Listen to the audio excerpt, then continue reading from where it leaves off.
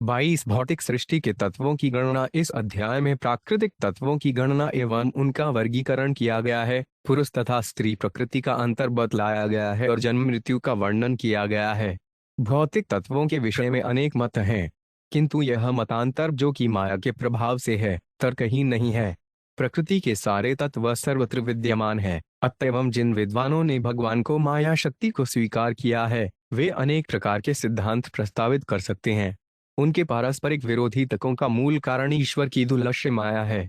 परम भोक्ता तथा परम नियंता में कोई भेद नहीं है।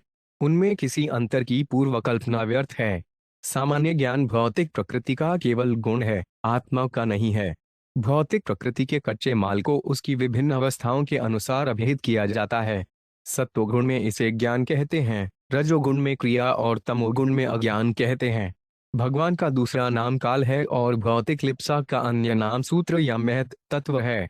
प्रकृति के 25 तत्व हैं: भगवान, प्रकृति, महत, मिथ्या अहंकार, आकाश, वायु, अग्नि, जल, पृथ्वी, आंखें, कान, नाक, जीभ, त्वचा, वाणी, हाथ, पांव, जनांग, गुदा, मन, ध्वनि, स्पर्श, रूप, स्वाद तथा गंध।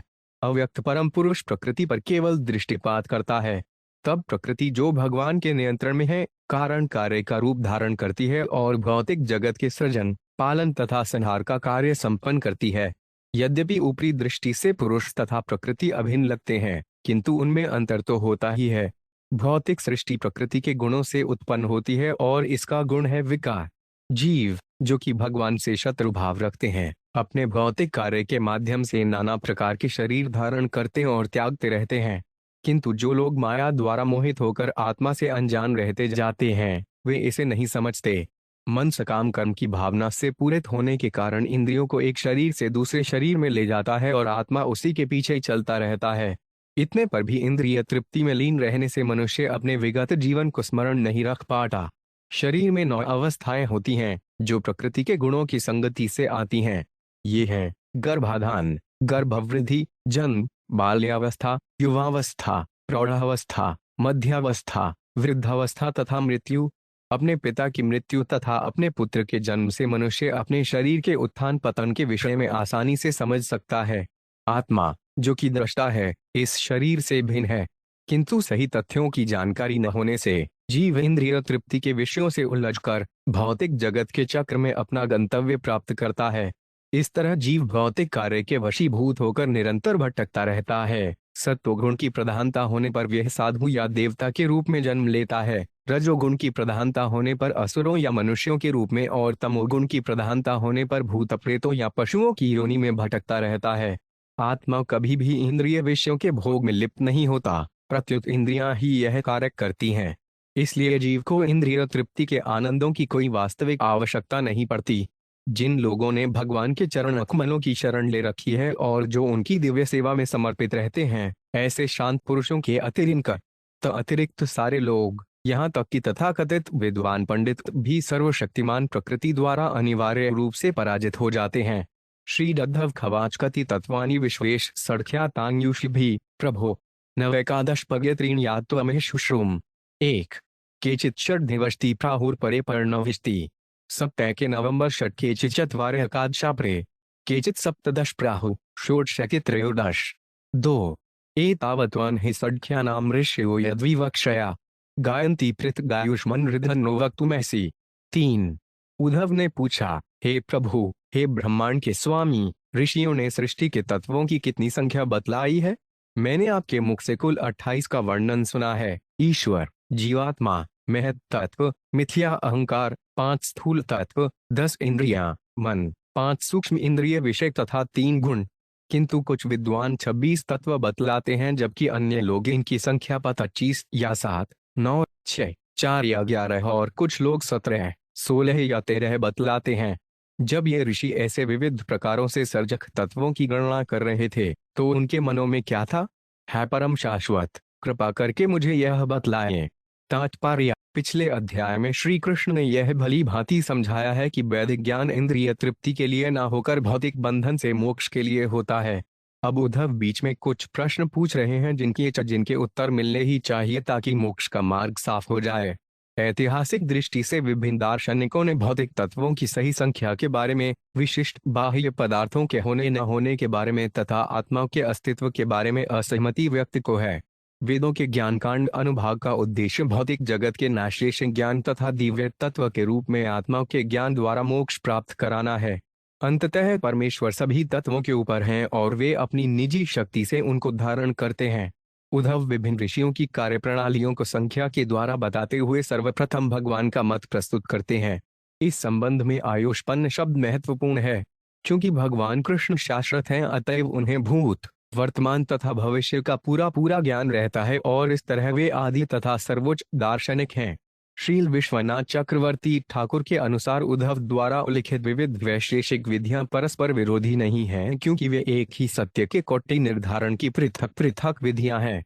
सत्य के नास्तिक चिंतन में ईश्वर के अस्तित्व को कोई मान्यता नहीं दी जाती, फलत सत्य की व्याख्या करना व्यर्थ का प्रयास होगा।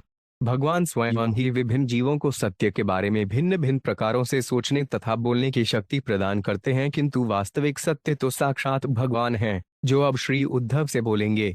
श्री भगवान उवाच उपचरन्ति सर्वत्र भाषन्ते ब्राह्मणा यथा माया मदीया मुदिगृह्य वदन्ति किं उद्दुर्घटम्। 4। भगवान कृष्ण ने उत्तर दिया, क्योंकि सारे तत्व सभी जगह उपस्थित रहते हैं, इसलिए यह युक्तियुक्त है कि विभिन्न विद्वान ब्राह्मणों ने उनकी व्याख्या भिन्न भिन्न विधियों से की है। ऐसे सभी दार्शनिकों ने मेरी योग शक्ति का आश्रय लेकर ही ऐसा कहा है, अतएव वे सत्य का खंडन किए बिना कुछ भी कह सकते हैं।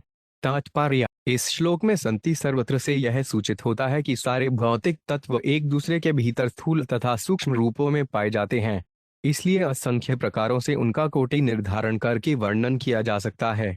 भौतिक जगत आखिरकार मायामय है और निरंतर रूपांतरित होता रहता है। इसको माप विभिन्न विधियों से की जा सकती है, जिस तरह की मृग मरीचिका को विविध प्रकारों से बतलाया जाता है, किंतु भगवान ने जिन 28 तत्वों को बतलाया है वे सही हैं और उन्हें स्वीकार कर लेना चाहिए। श्रील जीव गोस्वामी कहते हैं कि इस श्लोक में पाया शब्द यहाँ माया अर्थात अविद्या शक्ति का सूचक नहीं है, अपितु भगवान की अचिंत्य योग शक्ति का सूचक है, जो वैदिक ज्ञान के विद्वान अनुयायियों को शरण देने वाली है। यहाँ पर जिन जिन दार्शनिकों का उल्लेख हुआ है वे सत्य के किसी विशेष पक्ष का उद्घाटन करते हैं और उनके मत विरोधी नहीं हैं, क्योंकि वे एक ही घटना को कोटि निर्धारण की विभिन्न प्रणालियों से बतला रहे हैं। भौतिक जगत में ऐसी दार्शनिक असहमति का कोई अंत नहीं है, इसलिए सबों को भगवान के मत के विषय में एक हो जाना चाहिए, जैसा कि इस श्लोक में कहा गया है। इसी तरह भगवद गीता में भगवान कृष्ण सभी बद्धात्माओं से अनुरोध करते हैं कि वे विविध प्रकार की पूजाएं छोड़कर उनके भक्त बनकर पूर्ण कृष्ण भावनामृत में उनकी शरण में आएं। इस तरह हरे कृष्ण कृष्ण कृष्ण हरे हरे, हरे राम राम राम हरे हरे के कीर्तन से सारे ब्रह्मांड को भगवत प्रेम में एक किया जा सकता है। इस तरह एक निष्ठावान भक्त से अपनी बात बताकर जब आश्लेषिक दर्शन के विवाद को समाप्त कर दिया गया है। न देव्यधात्वम यदहन वचमे तथा एवं विवदत्ता हेतु शक्तयो में दुरत्यया। 5। जब दार्शनिक जनतर्क करते हैं, तुम जिस तरह इस विशेष प्रसंग की व्याख्या करना चाहते हो, मैं उसे उस रूप में नहीं करना चाहता, तो इसमें मेरी दुर्लभ शक्तियां ही उनकी विश्लेषणात्मक असहमतियों को प्रेरणा देती हैं। तात्पर्य: भगवान की भौतिक शक्तियों के कारण ही संसारी दार्शनिक जन निरंतर यह वाद विवाद करते रहते हैं कि मुर्गी पहले आए कि अंडा। विभिन्न दार्शनिक जन सत्तो, रजो तथा तमोगुणों के प्रभाव के कारण विभिन्न मतों के प्रति आकृष्ट होते हैं और भगवान द्वारा उत्पन्न भौतिक वातावरण के प्रभाव से ये दार्शनिक एक दूसरे से निरंतर असहमत रहते हैं, किंतु स्वयं भगवान ने स्पष्ट व्याख्या की है। श्रीमद् भागवत 6 अप्रैल 1931 में कहा गया है, यच्छतयो वर्धत आवादिन वे विवाद संवादु भवन्ति कुर्वन्ति चैषा मुरात्ममोहन तस्मै नमो अनंत गुणाय धूम्ने। मैं उन सर्वव्यापक भगवान को सादर नमस्कार करता हूँ जिनमें असीम दिव्य गुण पाए जाते हैं। विभिन्न मतावलंबी दार्शनिकों के हृदयों के भीतर से कर्म करते हुए उन्होंने उन्हें उनको आत्मा भुलवा दी, जिससे वे कभी तो सहमत होते हैं और कभी असहमत। इस तरह भगवान इस जगत में ऐसी स्थिति उत्पन्न कर देते हैं जिसमें वे एकमत नहीं हो पाते। मैं उन्हें सादर नमस्कार करता हूँ। या सांवितिक्रादासीद विकल्पोवत्तम पदम प्राप्ते शब्दमेन प्रीतिवादस्तम नुशाम्यति। 6। मेरी शक्तियों की अन्योन्य क्रिया से विभिन्न मत बाद उत्पन्न होते हैं, किंतु जिन लोगों ने अपनी बुद्धि मुझ पर स्थिर कर ली है और अपनी इंद्रियों को वश में कर लिया है, उनके मतभेद दूर हो जाते हैं और इस तरह तर्क वाद विवाद का कारण ही मिट जाता है। तात्पर्य: विभिन्न दार्शनिक अजनों के मनों में भगवान की भौतिक शक्तियों की अन्योन्य क्रिया से विरोधी अनुभूतियां उत्पन्न होती हैं। ये दार्शनिक अपने अपने मतों का समर्थन यह कहकर करते हैं, यह हो सकता है अथवा कदाचित वह हो सकता है, या यह नहीं हो सकता है अथवा कदाचित वह नहीं हो सकता। ऐसे तर्कपूर्ण प्रस्ताव, संशय, विरोधी प्रस्ताव आदि हजारों रूप धारण करके वाद विवाद का आधार बनते हैं। वस्तुत भगवान कृष्ण सारे जगत के आधार हैं, क्योंकि सारी वस्तुएं उन्हीं से उद्भूत हैं, उन्हीं के द्वारा पालित हैं और अंत में भगवान के भीतर ही लीन हो जाती हैं। कृष्ण परतत्व है, अर्थात समस्त परतंत्र सत्यों के मूल में पाए जाने वाले सर्वोच्च सत्य हैं। ऐसे विद्वान पुरुषों के समाज में, जिन्होंने भगवान को सर्वस्तर समझ लिया हो और कोई दार्शनिक विवाद नहीं उत्पन्न होता। ऐसा मत है कि दार्शनिक जिज्ञासा की अनुपस्थिति या तार्किक व्याख्या पर निर्भर नहीं रहता, अपितु यह आध्यात्मिक प्रकाश का सहज परिणाम होता है। तथाकथित दार्शनिक डींग मारते हैं कि वे परब्रह्म की जिसने खोज पर खोज करते जा रहे हैं, किंतु वे परब्रह्म को पा लेने वाले को उससे अल्पज्ञ मानते हैं, जिसने परम सत्य को अभी नहीं पाया है परंतु जो उसे अभी खोज रहा है। क्योंकि कृष्ण परब्रह्म है, अतएव जो पूरी तरह उनकी शरण में जाता है वे अत्यंत विद्वान पुरुष बन जाता है। परस्परानुप्रवेशा तत्वान अपुरुषर्षभ। पौर्वा परिप्रसख्यान यथा वक्तुर्विवक्षितम्। 7। हे पुरुष श्रेष्ठ, क्योंकि सूक्ष्म तथा स्थूल तत्व एक दूसरे में प्रविष्ट हो जाते हैं, इसलिए दार्शनिक जन अपनी अपनी इच्छानुसार विभिन्न प्रकारों से मूलभूत भौतिक तत्वों की गणना कर सकते हैं। तात्पर्य: भौतिक सृष्टि का जन्म श्रृंखला प्रतिक्रिया के रूप में घटित होता है, जिसमें सूक्ष्म तत्व विस्तार करके घनीभूत तत्वों में बदलते जाते हैं। क्योंकि कारण एक तरह से कार्य में उपस्थित रहता है और इसी तरह कारक कारण के भीतर उपस्थित रहता है, इसलिए सारे सूक्ष्म तथा स्थूल तत्व एक दूसरे के भीतर प्रवेश कर गए हैं। इस तरह मूलभूत भौतिक तत्वों को अपने अपने तरीके से विभिन्न संख्याएं तथा नाम प्रदान करके अनेक प्रकार से वर्गीकृत किया जा सकता है। यद्यपि भौतिक दार्शनिक जन बड़े ही घमंड के साथ अपने अपने सिद्धांतों को सर्वश्रेष्ठ मानते हैं, किंतु वे सब अपनी अपनी मनोवृत्तियों के अनुसार अनुमान लगाते हैं, जैसा कि इस श्लोक में तथा अगले श्लोक में वर्णन हुआ है। एकस्मिन्नपि दृश्यन्ते प्रविष्टानि प्राणि च पूर्वस्मिन् वा परस्मिन् वा तत्वे तत्वानि सर्वश। 8। सारे सूक्ष्म तत्व वस्तुत अपने स्थूल कार्यों के भीतर उपस्थित रहते हैं। इसी तरह सारे स्थूल तत्व अपने सूक्ष्म कारणों के भीतर उपस्थित रहते हैं, क्योंकि भौतिक सृष्टि सूक्ष्म से स्थूल तत्वों की क्रमागत अभिव्यक्ति के रूप में होती है। इस तरह हम किसी एक तत्व में सारे भौतिक तत्वों को पा सकते हैं। तात्पर्य: चूंकि भौतिक तत्व एक दूसरे के भीतर उपस्थित हैं, इसलिए ईश्वर की सृष्टि का विश्लेषण करने तथा उसे श्रेणीबद्ध करने की असंख्य विधियां हैं, किंतु अंततः सबसे महत्वपूर्ण तत्व स्वयं भगवान है, जो विराट विश्व के समस्त रूपांतरों के आधार हैं। जैसा कि भगवान कपिल के सांख्य योग में बतलाया गया है, भौतिक जगत की सृष्टि सूक्ष्म से स्थूल तत्वों की ओर अग्रसर होने से होती है। यहाँ यह उदाहरण दिया जा सकता कि हमें कीचड़ के भीतर मिट्टी का छिपा हुआ पात्र मिल सकता है और मिट्टी के पात्र के भीतर कीचड़ मिल सकता है। इसी तरह एक तत्व दूसरे के भीतर उपस्थित है और अंत में सारे तत्व भगवान में आश्रय पाते हैं, जो सारी वस्तुओं के भीतर एक ही समय में उपस्थित रहते हैं। इस तरह इस ब्रह्मांड को यथार्थ रूप में समझने के लिए कृष्ण भावनामृत एक परम वैज्ञानिक विधि है। पौर्वा पर्यम तो अमीशा प्रसड्ख्यान मभीप्सताम यथा विविक्ताम यद्वक्त्रंग्रहवीमो युक्ति संभवात। 9। इसलिए इनमें से चाहे जो भी विचारक बोल रहा हो और इसकी परवाह न करते हुए कि वे अपनी गणनाओं में भौतिक तत्वों को उनके पिछले सूक्ष्म कारणों में सम्मिलित करें अथवा उनके परवर्ती प्रकट कार्यों के भीतर करें, मैं उनके मतों को प्रामाणिक मान लेता हूं, क्योंकि विभिन्न सिद्धांतों में से हर एक की तार्किक व्याख्या प्रस्तुत की जा सकती है। तात्पर्य: यद्यपि असंख्य दार्शनिक भौतिक सृष्टि का विवेकपूर्ण वर्णन विभिन्न दृष्टियों से कर सकते हैं, किंतु कृष्ण भावनामृत के बिना किसी का भी ज्ञान पूर्ण नहीं बन सकता। इसलिए बुद्धिमान व्यक्ति को केवल इस आधार पर झूठे ही गर्व नहीं करना चाहिए कि उसने इस जगत के भीतर किसी विशेष सत्य को निश्चित कर लिया है। भगवान यहाँ पर बतलाते हैं कि जो कोई विश्लेषण की वैदिक विधि का अनुसरण करता है, उसे भौतिक सृष्टि के विषय में अनेक अंतर्दृष्टियां प्राप्त होंगी, किंतु अंततः मनुष्य को भगवान का भक्त बनकर कृष्ण भावनामृत में अपने ज्ञान को पूर्ण बनाना चाहिए। अनाविद्यायुक्तस्य पुरुषस्यात्मवेदनम् स्वतो न संभवादयस्तत्वज्ञो ज्ञानो भवेत्। 10। चूंकि अनादिकाल से अज्ञान से आवृत व्यक्ति आत्म साक्षात्कार करने में अक्षम होता है, अतएव ऐसा कोई अन्य व्यक्ति होना चाहिए जो परब्रह्म को पूरी तरह जानता हो और उसे यह ज्ञान प्रदान कर सकता हो। तात्पर्य: यद्यपि भगवान को भौतिक कार्यों के भीतर उनके कारणों तथा कार्यों को उनके कारणों के भीतर गणना करने की विभिन्न विधियां सही हैं, किंतु इस ब्रह्मांड में पाए जाने वाले दो आध्यात्मिक तत्वों अर्थात आत्मा तथा परमात्मा के विषय में कोई कल्पना नहीं हो सकती। इस श्लोक में भगवान कृष्ण स्पष्ट कहते हैं कि जीव अपने को प्रकाश प्रदान नहीं कर सकता। भगवान तो तत्वज्ञ तथा ज्ञानद हैं। श्रील उद्धव ने उल्लेख किया है कि कुछ दार्शनिक 25 तत्वों का और कुछ 26 तत्वों का वर्णन करते हैं।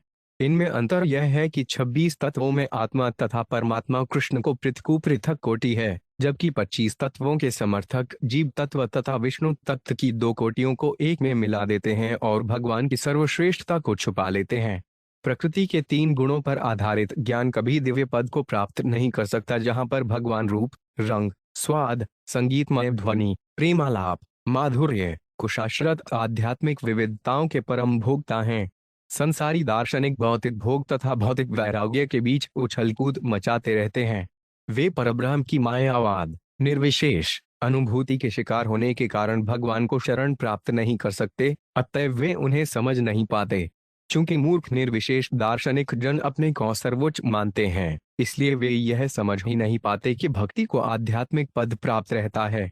ये निर्विशेषवादी भगवान की अधीनता का डट कर बहिष्कार करते हुए अंत में भगवान की माया से अभिभूत हो जाते हैं और संसार के कष्ट भोगते हैं। दूसरी ओर वैष्णव भगवान से ईर्ष्या नहीं करते। वे प्रसन्नतापूर्वक उनकी शरण तथा सर्वश्रेष्ठता स्वीकार कर लेते हैं। इस तरह भगवान अपने भक्तों का भार अपने ऊपर लेकर उन्हें प्रबुद्ध बनाते हैं और अपने दिव्य आनंद से परिपूर्ण बनाते हैं। इस तरह भगवान की आध्यात्मिक सेवा निराशा तथा भौतिक सेवा के उत्पीड़न से मुक्त है। पुरुषे शरीरत्र नव्य लक्षण यमन्वपि तदय कल्पना पार्था जानवांच प्रकृतिर्गुण। 11 सत्वगुणी ज्ञान के अनुसार जीव तथा परम नियंता में कोई गुणात्मक अंतर नहीं है। उनमें गुणात्मक अंतर की कल्पना व्यर्थ है। तात्पर्य: कुछ दार्शनिकों के अनुसार तत्व 25 हैं जिनमें आत्मा तथा परमात्मा को एक ही कोटि में माना जाता है। भगवान ऐसे निर्विशेष ज्ञान को भौतिक बतलाते हैं। ज्ञान च प्रकृते गृह्य, किंतु ऐसे ज्ञान को परमेश्वर की तथा परमेश्वर के अवशूप जीवों की जो उन्हीं से उद्भूत हैं, गुणात्मक समता स्थापित करने में स्वीकार किया जा सकता है। कभी कभी भौतिकतावादी व्यक्ति यह विश्वास करते हैं कि परम आत्मा तो स्वर्ग में है, किंतु वे यह भी सोचते हैं कि मनुष्य अपने शरीरों से अभिन्न है और इस तरह गुणात्मक रूप से सदा सदा के लिए परमेश्वर से पृथक हैं। जैसा कि इस श्लोक में वर्णित है, जीव के साथ भगवान का गुणात्मक एकत्व जीवन की भौतिकतावादी धारणा का खंडन करता है और परब्रह्म की आंशिक स्थापना करता है। श्री चैतन्य महाप्रभु ने वास्तविक स्थिति को अचिंत्य भेद्य भेद तत्व बतलाया है। सत्वगुण होने पर एकत्व की अनुभूति की जाती है, किंतु जब मनुष्य बढ़कर विशुद्ध सत्व को प्राप्त होता है तो उसे गुणात्मक एकत्व के भीतर आध्यात्मिक विविधता प्राप्त होती है, जिससे परब्रह्म विषयक ज्ञान पूरा हो जाता है। न वैलक्षण्यम अप्सुपि शब्द यह पुष्टि करते हैं कि जीव निर्दोष शून्य शून्य यशतिवादत जीव निर्विवादत भगवान का अंश है और गुणात्मक रूप से उनसे एकाकार है। इस तरह जीव को परमेश्वर से पृथक करने तथा भगवान के प्रति उसकी नित्य दासता से इनकार करने के किसी दार्शनिक प्रयास का खंडन किया जाता है। जीव की भगवान से स्वतंत्र सत्ता के निष्कर्ष तक पहुंचने की कल्पना को यहाँ पर अपार्था अर्थात व्यर्थ कहा गया है। फिर भी आध्यात्मिक ज्ञान के विकास की प्रारंभिक अवस्था में भगवान को 25 तत्वों का सिद्धांत मान्य है। प्रकृतिर्गुण साम्यन बै प्रकृतेनात्मनो गुणा सत्वं रजस्तम इति स्थित्युत्पत्त्यन्तः रेतः। 12 मूलतः प्रकृति 3 गुणों की साम्यावस्था के रूप में विद्यमान रहती है और ये गुण दिव्य आत्मा के न होकर एकमात्र प्रकृति के होते हैं। ये गुण सत्तो, रजो तथा तमोगुण इस ब्रह्मांड के सुजन, पालन तथा संहार के प्रभावशाली कारण है। तात्पर्य: भगवद गीता 3.27 में कहा गया है, प्रकृते क्रियमाणानि गुणकर्माणि सर्वश मय्यते अहंकार विश्रितमत्मा कर्ता हिमिति मय्यते। जीवात्मा अहंकार के प्रभाव से मोहग्रस्त होकर अपने आप को समस्त कार्यों का कर्ता मान बैठता है, जबकि वास्तव में वे प्रकृति के 3 गुणों द्वारा संपन्न किए जाते हैं। अपनी आदि साम्यावस्था में प्रकृति के तीनों गुण तथा बाद में इन गुणों से उत्पन्न सृष्टि उस जीव की अपेक्षा अधिक शक्तिशाली होते हैं जो उनके द्वारा नियंत्रित होता है। इस तरह इस जगत में जीव को वास्तविक कर्ता या स्रष्टा नहीं माना जा सकता। सत्वगुण का प्रतीक है ज्ञान का अनुभव, रजोगुण का प्रतीक है कर्म का अनुभव और तमोगुण का प्रतीक है अंधकार का अनुभव।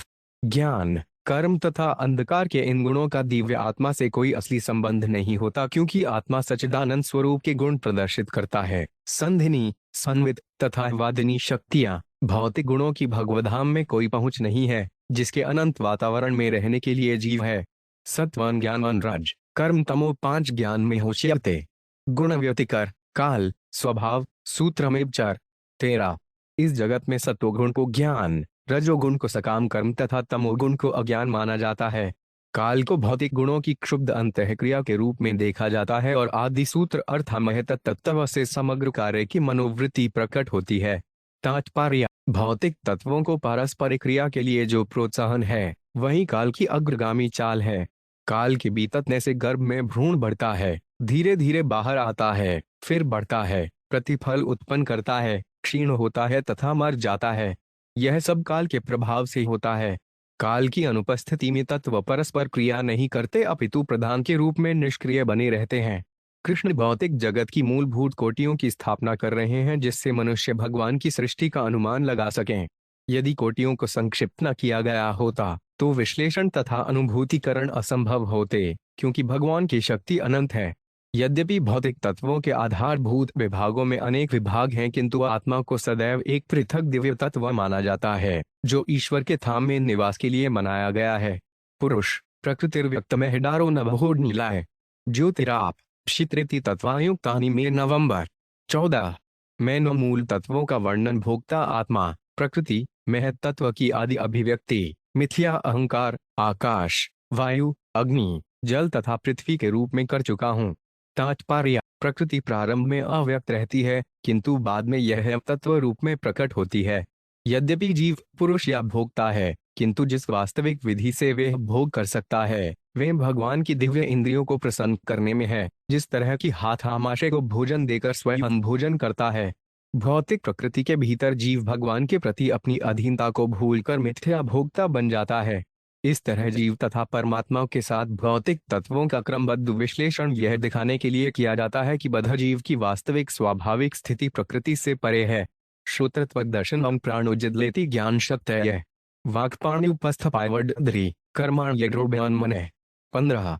है उद्धव, श्रवण, स्पर्श, दृष्टि, गंध तथा स्वाद, ये 5 ज्ञानेंद्रियां हैं, और वाणी, हाथ, जनेंद्रिय, गुदा तथा पांव, ये 5 कर्मेंद्रियां हैं। मन इन दोनों कोटियों में आता है। तात्पर्य, इस श्लोक में 11 तत्वों का वर्णन हुआ है। शब्द स्पर्श और रसो गंधो रूप चेत्यर्थ जाता है। गत्युक्त उत्सगशील पानी कर्मायतन सिद्ध वे 16। ध्वनि, स्पर्श, स्वाद, गंध तथा रूप ज्ञानेंद्रियों के विषय हैं, और गति, वाणी, उत्सर्ग तथा शिल्प ये कर्मेंद्रियों के विषय हैं। तात्पर्य, यहाँ पर उत्सर्ग सूचक है जनेंद्रिय तथा गुदा से मल त्याग का, और इस तरह इसमें 2 तत्व रहते हैं। इस तरह 5-5 के 2 समूहों में कुल 10 तत्वों की सूची दी हुई है। सर्गादौ प्रकृतिहा से कार्यकारण रूपिणी सत्वादिभिर्गुणैर्धत्ते पुरुषोड व्यक्तिक्षते 17। सृष्टि के प्रारंभ में सत्तो, रजो तथा तमोगुणों के द्वारा प्रकृति इस ब्रह्मांड में समस्त सूक्ष्म कारणों तथा स्थूल अभिव्यक्तियों से युक्त होकर अपना रूप ग्रहण करती है। भगवान भौतिक अभिव्यक्ति की पारस्परिक क्रिया में प्रविष्ट नहीं होता, अपितु प्रकृति पर केवल दृष्टिपात करता है। तात्पर्य, भगवान सूक्ष्म तथा स्थूल भौतिक तत्वों की तरह रूपांतरित नहीं होते। इस तरह भगवान अव्यक्त हैं, अर्थात विश्व के विकास की किसी भी अवस्था में अपने को प्रकट नहीं करते। भौतिक तत्वों को सूची चाहे जिस विधि से बनाई जाए, भगवान संपूर्ण विश्व के चरम सृष्टा, पालक तथा संहारक बने रहते हैं। व्यक्तादायो विकुर्वाणा धातव पुरुषेक्षया लब्धवीर्या सृजन्त्यन संहता प्रकृति ब्लातु 18। जब महत तत्व आदि भौतिक तत्व रूपांतरित होते हैं, तो वे भगवान के दृष्टिपात से अपनी विशिष्ट शक्तियां प्राप्त करते हैं। वे प्रकृति की शक्ति के मिलने जुलने से विश्व अंडा ब्रह्मांड उत्पन्न करती हैं। सप्तधातविति तत्रार्था पर्णगण खाद्य ज्ञान मात्मोभ्यधारस्तत्व देहेन्द्रिय स्वे 19। कुछ दार्शनिकों के अनुसार तत्व 7 हैं। ये हैं पृथ्वी, जल, अग्नि, वायु तथा आकाश। इसी के साथ चेतन आत्मा तथा परमात्मा भी सम्मिलित हैं, जो भौतिक तत्वों तथा सामान्य आत्मा दोनों ही के आधारूप हैं। इस सिद्धांत के अनुसार शरीर, इंद्रियां, प्राण, वायु तथा अन्य सारे भौतिक कार्य इन्हीं 7 तत्वों से उत्पन्न हैं। तात्पर्य, अपना मत बता चुकने के बाद भगवान अब अन्य विविध वैशेषिक विधियों का सारांश दे रहे हैं।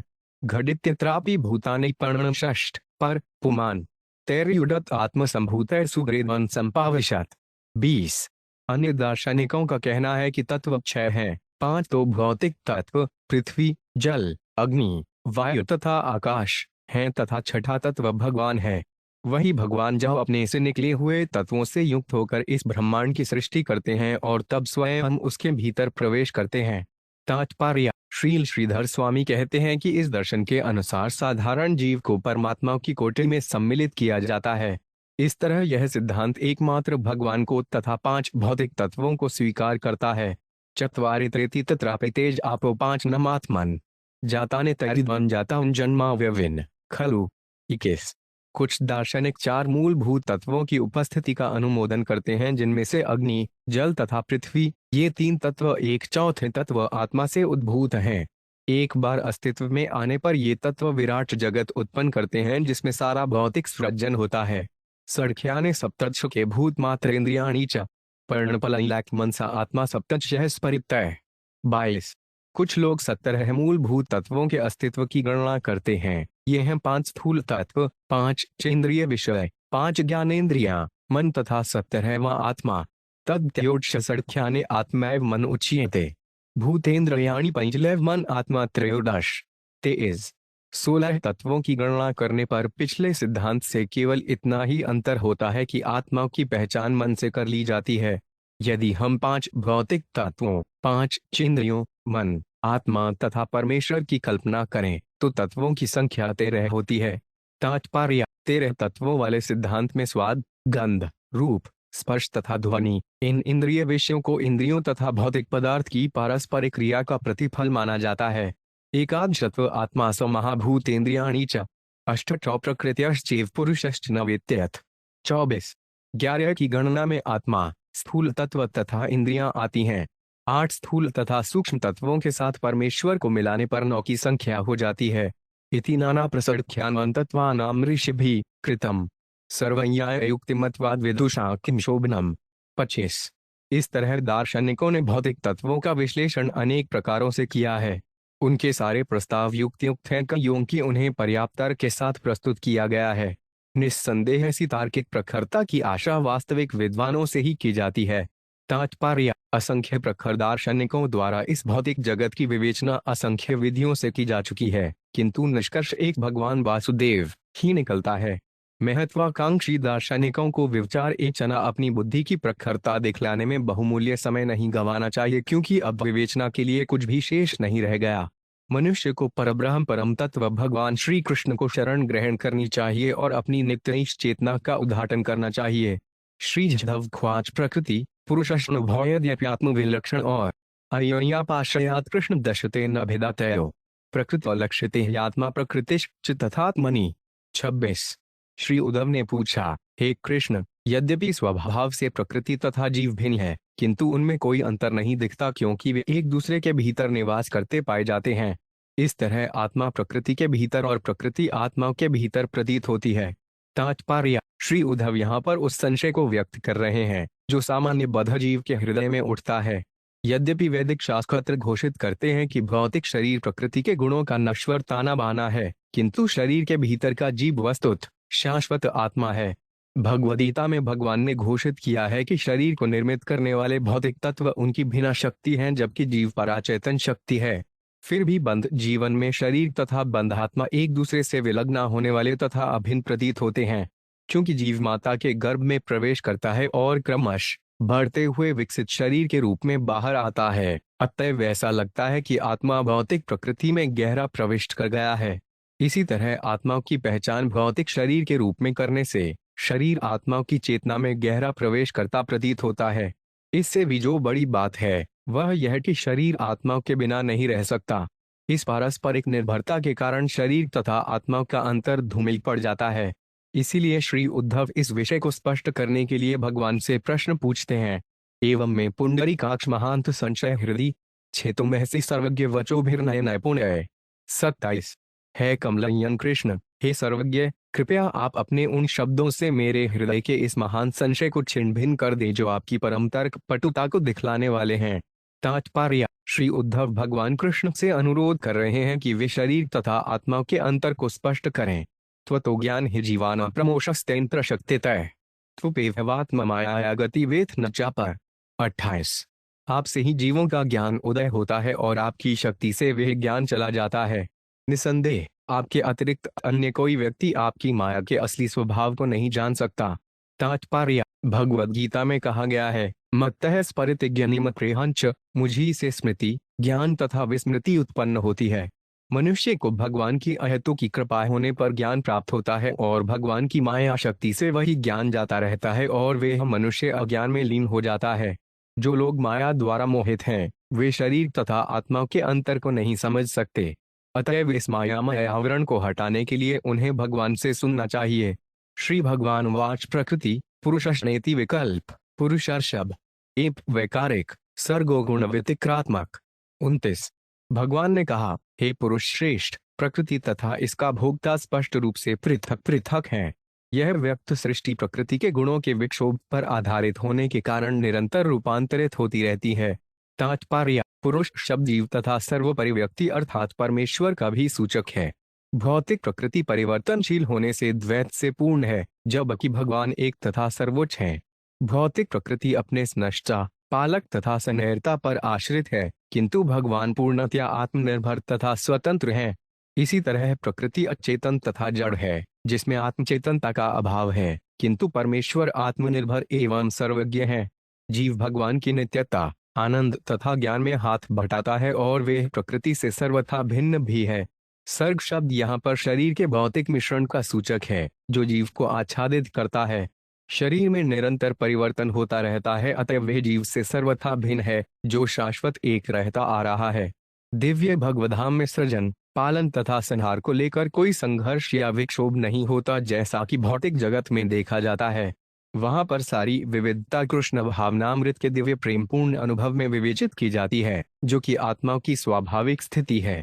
ममाहुमाया गुणमय कथा विकल्प बुद्धिश्व गुण्या विधते वैकारिक स्त्रिविधो 5 ध्यात्ममेक मृधादिदेवपधिभूतमयत। 30। है उद्धव, मेरी माया 3 गुणों वाली है और वे उन्हीं के माध्यम से कार्य करती है। सृष्टि की विविधताओं को उनकी अनुभूति करने के लिए वे चेतना की विविधताओं समेत प्रकट करती है। भौतिक परिवर्तन का व्यक्त परिणाम 3 रूपों में समझा जाता है: आध्यात्मिक, अधिदैविक तथा अधिभौतिक। तात्पर्य: विकल्प बुद्धि शब्द सूचित करता है कि विभिन्न भौतिक शरीरों के भीतर की चेतना भगवान की सृष्टि के विभिन्न पक्षों का उद्घाटन करती है। उदाहरणार्थ, समुद्री पक्षी समुद्र की हवा में तैरता हुआ वायु तथा ऊंचाई की भगवान की दुनिया का अनुभव करता है। इसी तरह मछली जल के भीतर और अन्य जीव वृक्षों में या पृथ्वी के भीतर जीवन का अनुभव करते हैं। मानव समाज अपनी जागरूकता की झांकी प्रस्तुत करता है। इसी तरह स्वर्ग तथा नरक में विभिन्न अनुभव प्राप्त हैं। भौतिक चेतना के ये सारे प्रकार भगवान की माया के अश्रु प्रकृति के 3 गुणों के ही रूपांतर हैं। अगुरूप माक व पुरुत्र रंशे परस्पर सिद्ध्यति यह स्वतः है। आत्मा यदेशामप्रो ये आदय स्वयानुभूत्याखिल सिद्ध सिद्धि। 31। दृष्टि, हर्षरूप तथा आंख के छिद्र के भीतर सूर्य का बिंब, ये तीनों मिलकर एक दूसरे को प्रकट करने का कार्य करते हैं, किंतु आकाश में स्थित आदि सूर्य स्वतः प्रकट है। इसी तरह समस्त जीवों का आदि कारण परमात्मा, जो सबों से पृथक है, अपने ही दिव्य अनुभव के प्रकाश से समस्त प्रकट होने वाली वस्तुओं के परम स्रोत के रूप में कार्य करता है। तात्पर्य: स्वरूप को आंख के कार्य द्वारा पहचाना जाता है और आंख के कार्य को दृश्य रूप की उपस्थिति से जाना जाता है। दृष्टि तथा स्वरूप की यह अयोनिय क्रिया देवताओं द्वारा प्रदत्त प्रकाश की उपस्थिति पर निर्भर करती है। इन देवताओं द्वारा विश्व व्यवस्था की सेवा उनकी उपस्थिति से जानी जाती है, जिनको सुव्यवस्थित करना होता है, अर्थात अपनी आंखों से रूप का अनुभव करने वाले जीवों से। इस तरह 3 कारण अयोनियाश्रयता के रूप से पाए जाते हैं: अध्यात्म, जो आंख जैसी इंद्रियों द्वारा प्रदर्शित होता है; आधिभूत, इंद्रिय विषय यथारूप; तथा अधिदैव, नियंत्रक विग्रहों का प्रभाज। सूर्यमंडल स्वतः व्यक्त, स्वतः प्रकाशित तथा स्वप्नवगम्य कहा जाता है। यह इंद्रियों तथा इंद्रिय विषयों को अयोनियाश्रयता से संबंध नहीं रखता, यद्यपि यह उनके कार्य को सरल बनाता है। इसी तरह भगवान सारे जीवों की अयोनियाश्रयता के अनुभव को सुगम बनाता है। उदाहरणार्थ, समाचार पत्र, रेडियो तथा टेलीविजन जनता के लिए विश्व घटनाओं को सुलभ कराते हैं। माता पिता अपनी संतान को, शिक्षक अपने शिष्यों को, मित्र अपने मित्रों को जीवन तथ्यों का उद्घाटन कराते हैं। सरकार अपनी इच्छा जनता को और जनता अपनी इच्छा सरकार को बतलाती है। सूर्य तथा चंद्रमा सारी वस्तुओं के दृश्य रूपों को प्रकट करते हैं तथा ध्वनि की अनुभूति श्रव्य रूप को प्रकट करती है। संगीत या काव्य की ध्वनि अन्य जीवों की आंतरिक भावनाओं को उद्घाटित करती है और गंध, स्पर्श तथा स्वाद द्वारा अन्य ज्ञान भासित होते हैं। इस तरह इंद्रियों तथा मन की असंख्य इंद्रिय विषयों से अयोनिय क्रिया द्वारा विभिन्न प्रकार का ज्ञान प्राप्त किया जाता है। किंतु ये सारी सूचना प्रद अयोनिय क्रियाएं भगवान की चरम प्रकाशक शक्ति पर निर्भर करती हैं। ब्रह्म संहित में 5.52 कहा गया है, यह चक्षुष सविता सकल ग्रहमणाय, सारे ग्रहों में से सूर्य को भगवान की आंख माना जाता है। भगवान अपनी दिव्य शक्ति से नित्य सर्वज्ञ हैं, इसलिए कोई भी व्यक्ति उन्हें किसी भी वस्तु के विषय में कुछ भी नहीं बता सकता। फिर भी जब हम कृष्ण भावनामृत में स्तुति करते हैं तो वे उसे स्वीकार करते हैं। निष्कर्ष यह निकला कि भगवान कृष्ण यहाँ पर बतला रहे हैं कि उनके दिव्य गुण व्यक्त जगत के गुणों से सर्वथा भिन्न है। इस प्रकार भगवान समस्त भौतिक प्रभाव से मुक्त परम दिव्य जीव हैं। एवं त्वगादि श्रवणादि चक्षुर्जनादि नासादि चित्तयुक्तम 31। इसी तरह से त्वचा, कान, आंखें, जीभ तथा नाक जैसी इंद्रियां तथा सूक्ष्म शरीर के कार्यों यथा बंध चेतना, मन, बुद्धि तथा अहंकार की व्याख्या इंद्रिय अनुभूति के विषय तथा अशुधिष्ठाता देव के टेढ़े अंतर के रूप में की जा सकती है। तात्पर्य, आत्मा का इंद्रियों, इंद्रिय विषयों तथा अधिष्ठाता देवों के अन्योन्य आश्रित कार्यों से कोई स्थायी संबंध नहीं है। जीव मूलतः शुद्ध आत्मा है और बैकुंठ लोक में वे भगवान पर आश्रित रहने के लिए है। इसलिए पदार्थ तथा आत्मा को एक ही कोटि में व्याख्यायित करने का प्रयास व्यर्थ होगा, क्योंकि उनका संबंध भगवान को विभिन्न शक्तियों से होता है। इस तरह भगवान, उनके धाम तथा अपने आप को देखने का कार्य शुद्ध कृष्ण भावनामृत में अनुभव किए जाने वाली भौतिक विधि से सर्वथा विपरीत है। यो 500 गुण क्षोभकृत विकार प्रधान मूलान महतः प्रसूत अहं त्रिवृन मोह विकल्प हेतु वैंकारिकस्तामस्येन्द्रियक्ष 33। जब प्रकृति के तीनों गुण विक्षुब्ध होते हैं तो जो विकार उत्पन्न होता है वे अहंकार तत्व की 3 अवस्थाओं में प्रकट होता है। यह है सात्विक, तामस तथा राजस। यह अहंकार जो महत तत्व से उत्पन्न होता है और जो स्वयं भी अव्यक्त प्रधान से उत्पन्न है, समस्त भौतिक मोह तथा दर्द का कारण बन जाता है। तात्पर्य, 3 गुणों के साथ पहचान के अपने अहंकार को छोड़कर मनुष्य शुद्ध आदि अवस्था कृष्ण भावनामृत प्राप्त कर सकता है। मोह विकल्प हेतु शब्द सूचित करता है कि मनुष्य अहंकारवश अपने को प्रकृति का भोक्ता समझता है और इस तरह सुख दुख के रूप में भौतिक द्वैत का मिथ्या भाव उत्पन्न कर लेता है। अहंकार तो तब हटता है जब मनुष्य अपने को पूर्ण कृष्ण भावनामृत में भगवान का नित्य दास समझता है। आत्मा प्रज्ञानमयो विवादो हास्तीति नास्तीति भेदार्थनिष्ठ है। व्यर्थोटि नैवो प्रमेत पुंसा मतः परावृत थी स्वलोकातो 34। दार्शनिकों का यह काल्पनिक विवाद कि यह जगत सत्य है अथवा यह जगत सत्य नहीं है, परमात्मा के अपूर्ण ज्ञान पर आधारित है और भौतिक द्वैत को समझने के लिए ही है। यद्यपि ऐसा विवाद व्यर्थ है, किंतु जिन व्यक्तियों ने अपने वास्तविक आत्मरूप मुझ से अपना ध्यान हटा लिया है वे इसे त्याग पाने में असमर्थ हैं। तात्पर्य, यदि कोई व्यक्ति भगवान के अस्तित्व के बारे में संदेह करता है तो वे भगवान की सृष्टि की सत्यता के बारे में अवश्य ही संदेह करेगा। इस तरह भगवान कृष्ण को समझे बिना मात्र भौतिक जगत की सत्यता तथा असत्यता के विषय में तर्क या वाद विवाद करना व्यर्थ है। यह भौतिक जग इसलिए सत्य है क्योंकि यह परम सत्य भगवान कृष्ण से उद्भूत है। भगवान कृष्ण की सत्यता को समझे बिना कोई व्यक्ति उनकी सृष्टि की सत्यता का निश्चित रूप से पता नहीं लगा सकता। उसे सदैव आश्चर्य होता रहेगा कि मैं सचमुच किसी वस्तु को देख रहा हूँ या केवल यह सोच रहा हूँ कि मैं उसे देख रहा हूँ। ऐसी कल्पना को भगवान की शरण में गए बिना सुलझाया नहीं जा सकता, अतएव यह व्यर्थ है। भगवान के भक्तों को ऐसा विवाद पसंद नहीं है क्योंकि वे वास्तव में आध्यात्मिक प्रबुद्धता की ओर अग्रसर हो रहे हैं और कृष्ण भावनामृत के अति सुंदर अनुभव से पूरी तरह संतुष्ट रहते हैं। श्रीकदव ख्वाचित्वतः परावृत्ति स्वकुतः कर्म भी प्रभो उच्चावचाय था देहान गुहमंती विसृजंती च 35। तन्मम्राख्या ही गोविंद टूर्विभाव्यम नात्म भी न तत्प्रायशो लोके विद्वांस संति वश्चिता 36। श्री उद्धव ने कहा, हे परम स्वामी, सकाम कर्मियों की बुद्धि निश्चय ही आपसे विमुख होती है।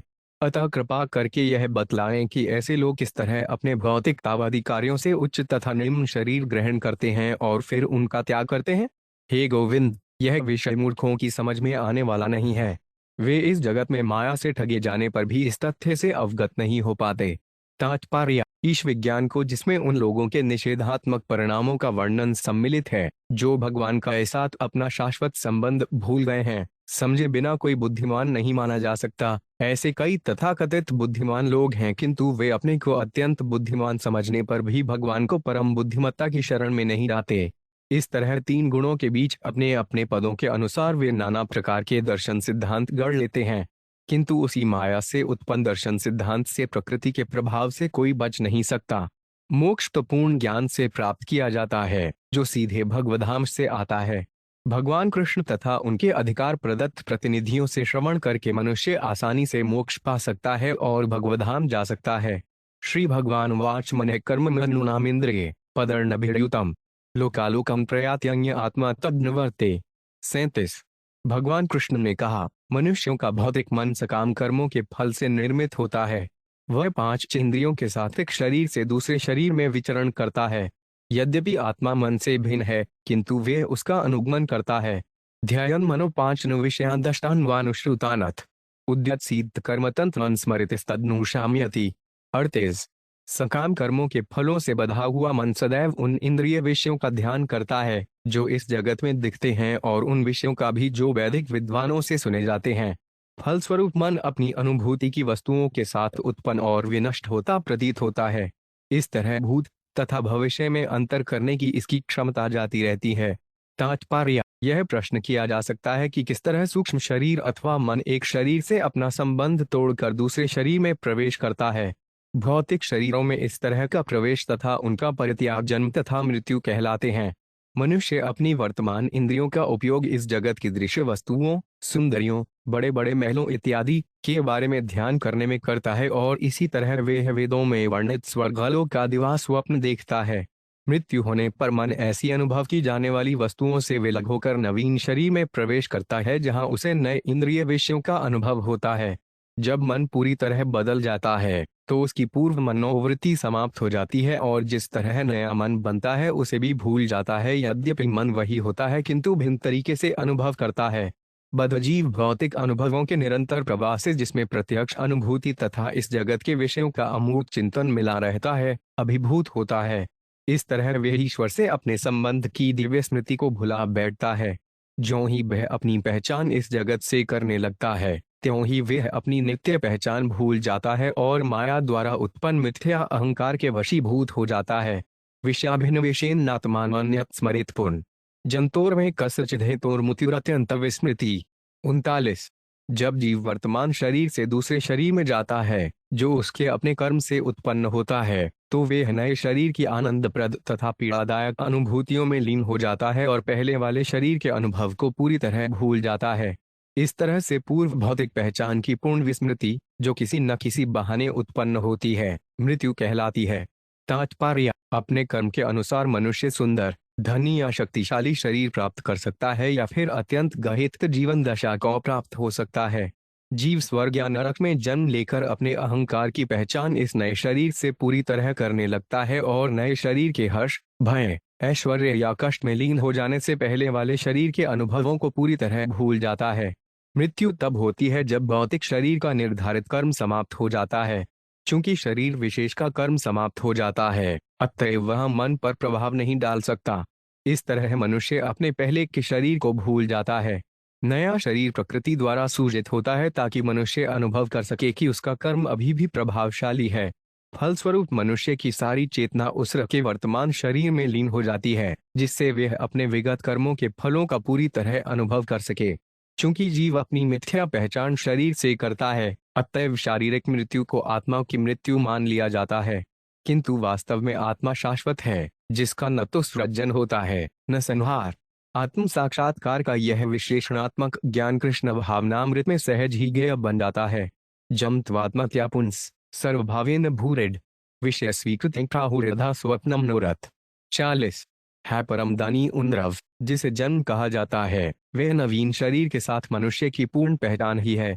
मनुष्य नया शरीर उसी तरह स्वीकार करता है जिस तरह कोई स्वप्न के अनुभव या मनोविलास को सत्य मान लेता है। तात्पर्य: अपने शरीर के साथ पहचान अपने मित्रों या संबंधियों के लिए अनुभव किए जाने वाले स्नेह तथा आकर्षण को पार कर जाती है। सर्वभावीन शब्द सूचित करता है कि मनुष्य भौतिक शरीर को पूरी तरह स्व मान लेता है, जिस तरह स्वप्न के अनुभव को सत्य मान लिया जाता है। कोरी व्यावहारिक कर्म के बिना कोरी कल्पना दिवा स्वप्न कहलाती है और सोते समय जो मनोकल्पना उत्पन्न होती है वे स्वप्न कहलाती है। अपने शरीर से अपनी पहचान तथा शारीरिक संबंधों को आंख मूंद कर स्थायी मान बैठना एक लंबा स्वप्न या मनोविलास है जिसमें मनुष्य अपने को भगवान से पृथक मानता है। इसलिए जन्म किसी नए जीव की उत्पत्ति का सूचक नहीं होता, अपितु आत्मा द्वारा नए भौतिक शरीर की आंख मूंद कर स्वीकृति है। स्वर्ण मनोरथ चेत प्राक्तन स्मरति सो तत्र पूर्वमेवात्मान पूर्वम चानुपश्यति। 41। जिस प्रकार मनुष्य स्वप्न या दिवा स्वप्न का अनुभव करते हुए अपने पहले के स्वप्नों या दिवा स्वप्नों को स्मरण नहीं रख पाता, उसी तरह अपने वर्तमान शरीर में स्थित मनुष्य इसके पूर्व विद्यमान होने पर भी यही सोचता है कि वे अभी हाल ही में उत्पन्न हुआ है। तात्पर्य: यहाँ पर आपत्ति की जा सकती है कि कभी कभी स्वप्न का अनुभव करते हुए मनुष्य अपना पिछला स्वप्न याद रखता है। श्रील विश्वनाथ चक्रवर्ती ठाकुर इसका यह उत्तर देते हैं कि जातिस्पर की योग शक्ति से मनुष्य अपने पूर्व शरीर को याद रख सकता है, और जैसा कि सर्वविदित है अपवाद से नियम की पुष्टि होती है। सामान्यतया बद्धजीवों को अपना विगत अस्तित्व स्मरण नहीं रहता। वे तो यही सोचते हैं मैं 6 वर्ष का हो गया, मैं 30 वर्ष का हूँ तथा मैं इसके पूर्व नहीं था। ऐसे भौतिक अज्ञान में मनुष्य आत्मा की वास्तव की स्थिति को समझ नहीं पाता। इंद्रियाण सुष्ठभेदमंत्राय विद्वान भाति वस्तुनि बहिरंतर्भिदा हेतुर्जन्युयी सजन कृद्य था। 42। चूंकि मन, जो कि इंद्रियों का आश्रय है, नवीन शरीर के साथ अपनी पहचान कर लेता है, अतएव उच्च, मध्यम तथा निम्न ये 3 भौतिक श्रेणियां ऐसी प्रतीत होने लगती हैं मानो आत्मा की असलियत के भीतर उपस्थित हों। इस तरह आत्मा बाह्य तथा अंत द्वैत उत्पन्न करता है, जिस तरह मनुष्य को पुत्र को जन्म दे। तात्पर्य: विभिन्न शरीरों की संपत्ति, सौंदर्य, बल, बुद्धि, यश तथा वैराग्य को भौतिक अवस्था के अनुसार उत्तम, सामान्य या निकृष्ट माना जाता है। आत्मा किसी शरीर को प्राप्त करता है और अपने को तथा अन्यों को उनकी भौतिक अवस्था के अनुसार उच्च, मध्यम या निम्न श्रेणी का मानता है। वस्तुत शाश्वत आत्मा भौतिक द्वैत के परे होता है, लेकिन वे एक भूलवश भौतिक अवस्था को अपना मान बैठता है। असजन कृद्य यथा पद महत्वपूर्ण है।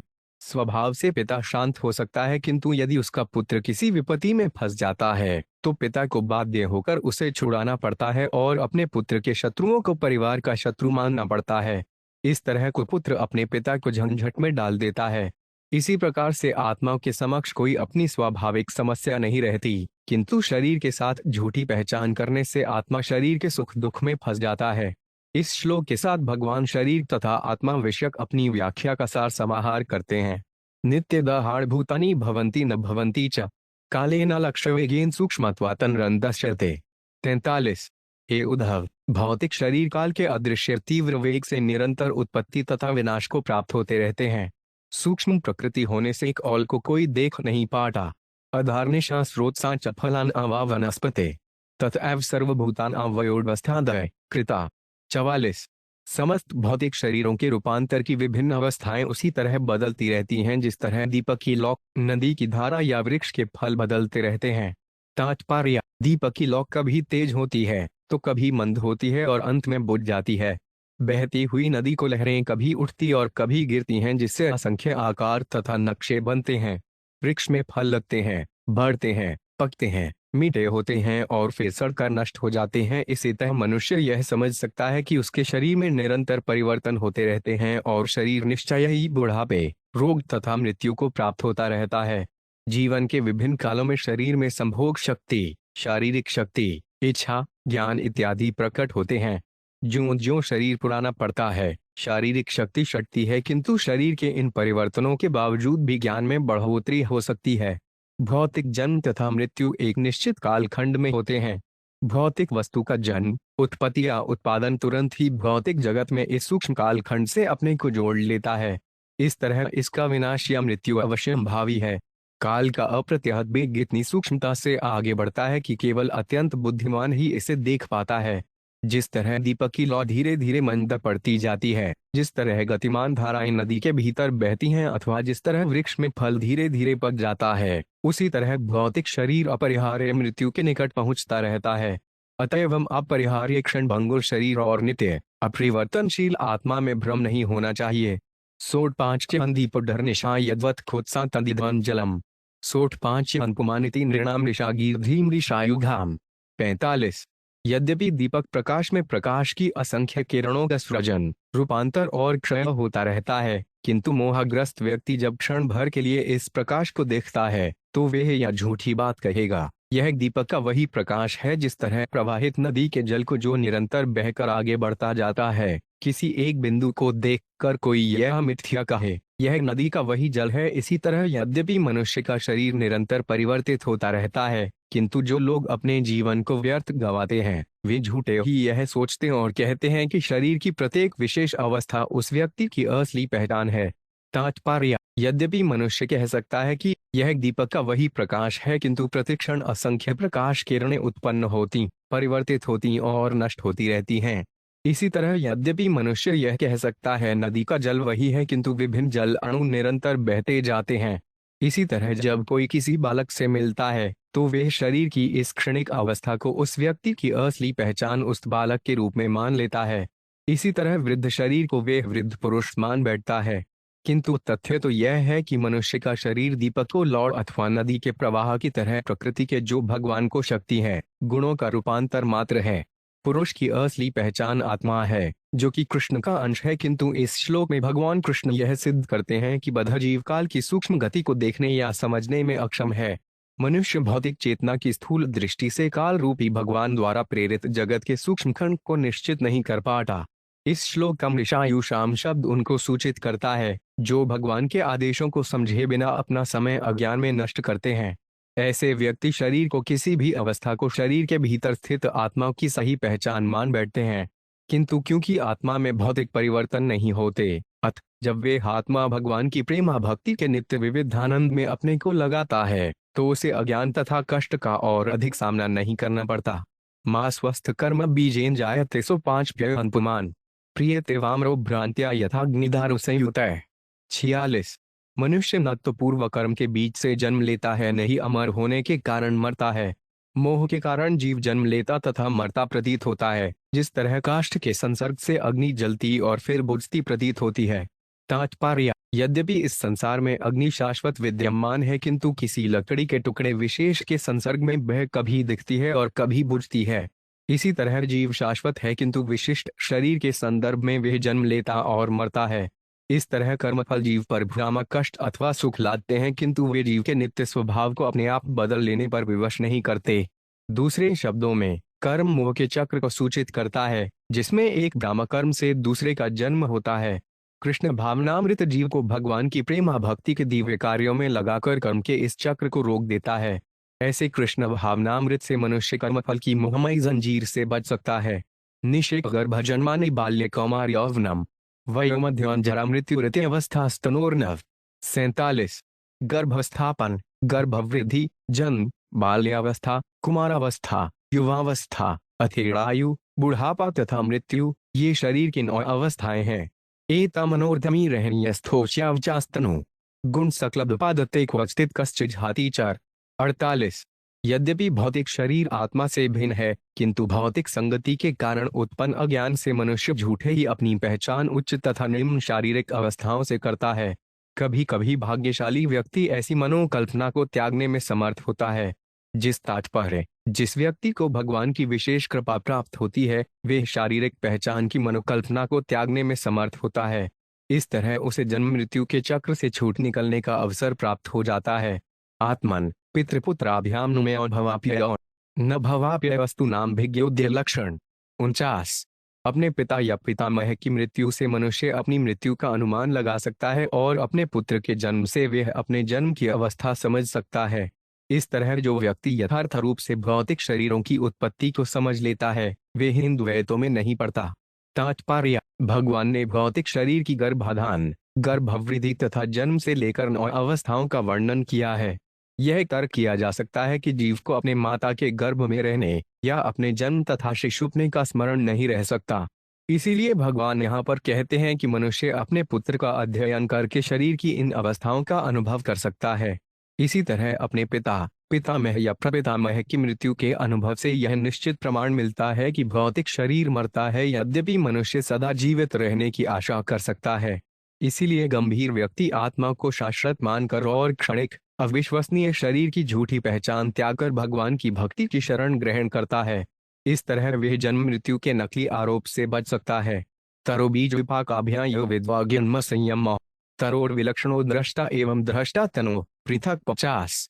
जो व्यक्ति बीज से वृक्ष को जन्म लेते देखता है और परिपक्वता प्राप्त करने पर उस वृक्ष की मृत्यु को भी देखता है, वह निश्चित रूप से वृक्ष से पृथक रहकर स्पष्ट साक्षी बन जाता है। इसी तरह भौतिक शरीर के जन्म तथा मृत्यु का साक्षी शरीर से पृथक रहता है। तात्पर्य: वृक्षों के संदर्भ में विपाक अंतिम परिवर्तन को सूचित करता है, जिसे मृत्यु कहते हैं।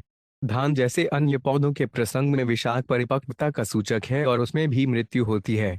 इस तरह सामान्य अवलोकन द्वारा मनुष्य अपने शरीर की वास्तविक स्थिति तथा दिव्य दृष्टा के रूप में अपनी स्थिति को समझ सकता है। प्रकृतिरेवमात्मानं विवेच्य बुद्ध पुमान तत्वेन स्पर्श समूढ़ संसार प्रतिपद्यते। 51।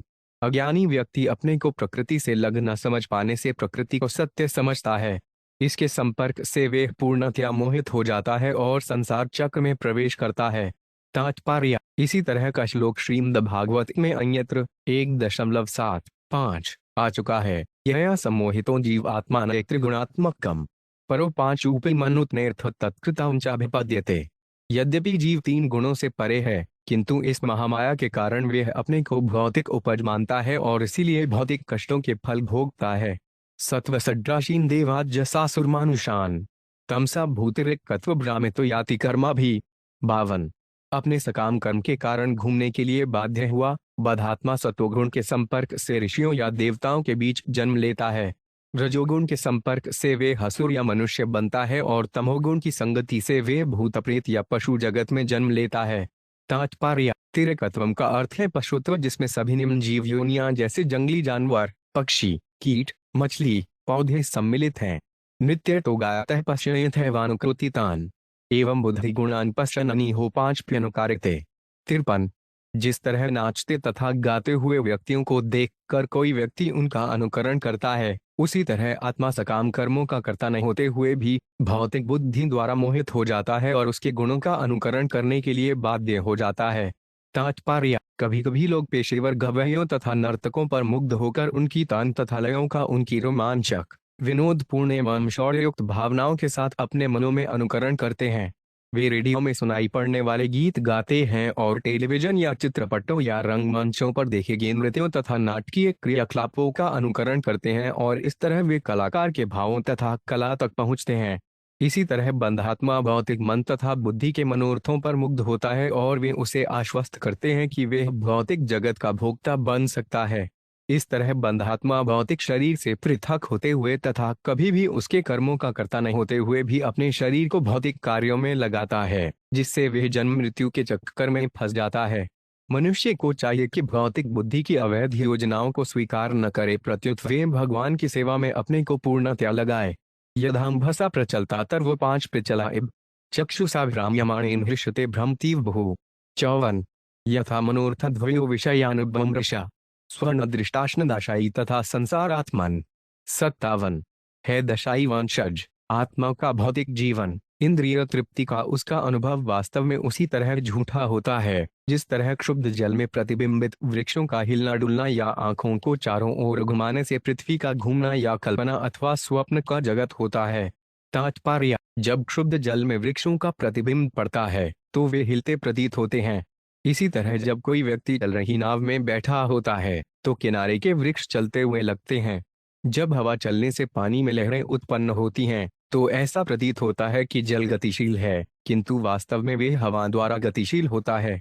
इस भौतिक जीवन में बंधात्मा कोई कर्म नहीं करता, प्रत्युत भौतिक शरीर मोहग्रस्त जीव की अनुमति से प्रकृति के 3 गुणों द्वारा गतिशील होता है। मनुष्य इस बाह्य गति को अपने ऊपर आरोपित करके स्वयं को नाचता, गाता, दौड़ता, मरता विजयकर्ता मानता है। यद्यपि ये कार्य प्रकृति के गुणों के साथ बाह्य शरीर की अन्योन्य क्रियाएं होते हैं, अर्थां विद्यमान एडपि संस्कृतिर्निवर्ते ध्यायतो विषयानस्य स्वप्नेर्थागमो यथा। 56। जो व्यक्ति इंद्रिय तृप्ति पर अपना ध्यान जमाए रखता है, उसके लिए भौतिक जीवन वास्तविक ना होते हुए भी उसी तरह हट नहीं पाता जिस तरह स्वप्न के अरुचिकर अनुभव हटाए नहीं हटते। तात्पर्य: कोई यह आक्षेप कर सकता है कि जब भगवान कृष्ण इस बात पर जोर दे रहे हैं कि जीवन मिथ्या है, तो फिर कोई इसे रोकने के लिए प्रयास क्यों करे। इसीलिए भगवान बतलाते हैं कि भौतिक जीवन यद्यपि यथार्थ नहीं है, किंतु जो इंद्रिय तृप्ति में लीन रहता है उसके लिए वे हठपूर्वक चलता रहता है, जिस तरह निद्रा में मग्न रहने वाले का भयानक स्वप्न चलता रहता है।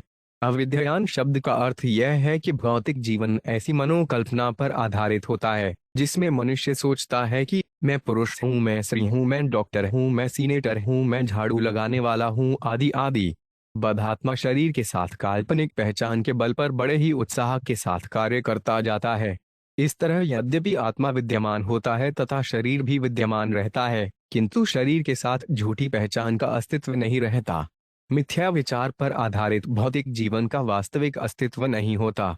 स्वप्न से जगने पर मनुष्य की स्मृति में स्वप्न की हल्की छाया बनी रह सकती है। इसी तरह भगवान की भक्ति में लगने पर कभी कभी मनुष्य पापमय जीवन की हल्की छाया से शुद्ध हो सकता है। इसलिए मनुष्य को चाहिए कि भगवान द्वारा श्री उद्धव को दिए गए उपदेशों को सुनकर कृष्ण भावनामृत में पुष्ट बने। तस्मादुद्धव मामूढ़ विषयान सदिंद्रिय आत्मा ग्रहण निभात पश्य वैकल्पिक भ्रमम। 57। इसलिए हे उद्धव, तुम भौतिक इंद्रियों से इंद्रिय तृप्ति भोगने का प्रयास मत करो। यह देखो किस तरह भौतिक द्वैत पर आधारित भ्रम मनुष्य को आत्म साक्षात्कार से रोकता है। तात्पर्य: हर वस्तु भगवान की शक्ति तथा संपत्ति है और भगवान की प्रेमा भक्ति में प्रयुक्त होने के लिए है। भौतिक वस्तुओं को भगवान से पृथक देखना और उन्हें अपने अधिकार में करके भोगने के लिए समझना वैकल्पिक श्रमम कहलाता है। अपने भोग की वस्तु यथा भोजन, वस्त्र, आवास या वाहन का चुनाव करते समय मनुष्य उस प्राप्तव्य वस्तु के गुणों पर विचार करता है। फलस्वरूप भौतिक जीवन में मनुष्य निरंतर चिंतामग्न रहता है और अपने निजी आनंद के लिए सर्वोत्तम इंद्रिय तृप्ति प्राप्त करने का प्रयास करता है। किंतु यदि वह हर वस्तु को भगवान की संपत्ति मानता है, तो उसे लगेगा कि हर वस्तु भगवान की प्रसन्नता के लिए बनी है। उसे कोई निजी चिंता नहीं रहेगी, क्योंकि तब वह भगवान की प्रेमा भक्ति मात्र में लगे रहने में तुष्ट रहेगा। ऐसा संभव नहीं कि भगवान को संपत्ति का दुरुपयोग करने के साथ साथ आत्म साक्षात्कार में प्रगति की जा सके। क्षिप्तोड्वमानितोड सदेह प्रलब्धोड सुइतो 5 ठवा ताडितः सनिरुद्धो व वृत्या व परिहापितः 58 निष्ठ्युतो मूत्रितो वज्रभूतः वन प्रकम्पितः श्रेयस्क्राम कृच्छुगत आत्मनात्मान मुदरेट। 59। जो व्यक्ति जीवन के सर्वोच्च लक्ष्य को पाना चाहता है, उसे बुरे लोगों द्वारा उपेक्षित होने, अपमानित किए जाने, उपहास या ईर्ष्या किए जाने पर या फिर अज्ञानी व्यक्तियों द्वारा बारंबार मारे पीटे जाने, बौथे जाने या अपनी जीविका छीनने जाने, अपने पर थूके जाने या अपने ऊपर पेशाब किए जाने जैसी कठिनाइयों के बावजूद अपने आप को आध्यात्मिक पद पर सुरक्षित रखने के लिए अपनी बुर्दरी का प्रयोग करना चाहिए। तात्पर्य: भगवान के भक्तों को उपर्युक्त असुविधाओं का सारे इतिहास में सदा से अनुभव करना पड़ा है, किंतु जो ईश भावनामृत में आगे बढ़ा हुआ रहता है, वे ऐसी परिस्थितियों में भी भौतिक देह के प्रति शंका नहीं रखता, प्रत्युत अपनी सही बुद्धि से अपने मन को आध्यात्मिक पद पर स्थिर रखता है। श्री खधव ख्वाच यशेवम बद्धनोवत आवर। 60। श्री उद्धव ने कहा, हे श्रेष्ठ वक्ता, कृपा करके मुझे बतलाएं कि मैं इसे किस तरह ठीक से समझ सुतज्ञ मिमान मन या आत्मा यस व्यतिक्रमम विदुषाम पे विश्वात्मन प्रकृति बलियसी ऋतेत्व धर्म निरता शांतांस्ते चरणाल्यानु। 61। हे विश्वात्मा, मनुष्य का भौतिक जीवन में बंधन अत्यंत प्रबल है, अतः अज्ञानी पुरुषों द्वारा किए गए अपराधों को सह पाना बड़े बड़े विद्वानों के लिए भी अत्यंत कठिन है। केवल आपके वे भक्त जो आपकी प्रेमा भक्ति में निरत हैं और जिन्होंने आपके चरण कमलों में रहते हुए शांति प्राप्त कर ली है, वे ऐसे अपराधों को सह पाने में सक्षम हैं। तात्पर्य: भगवान की महिमा के श्रवण तथा कीर्तन में अग्रसर हुए बिना कोरे ज्ञान से कोई संत नहीं बन सकता। दीर्घकालीन भौतिक संगति के फलस्वरूप मनुष्य के बंधु व्यक्तित्व को जीत पाना कठिन है। इसलिए हमें दीन भाव से उन भगवान के चरण कमलों की शरण ग्रहण करनी चाहिए जिन्होंने श्री उद्धव को बड़े अद्भुत तरीके से ज्ञान का असली अर्थ बतलाया है। इस प्रकार श्रीमद् भागवत के 11वें स्कंद के भौतिक सृष्टि के तत्वों की गणना नामक 22वें अध्याय के श्रील भक्तिवेदांत स्वामी प्रभुपाद के विनीत सेवकों द्वारा रचित तात्पर्य पूर्ण हुए।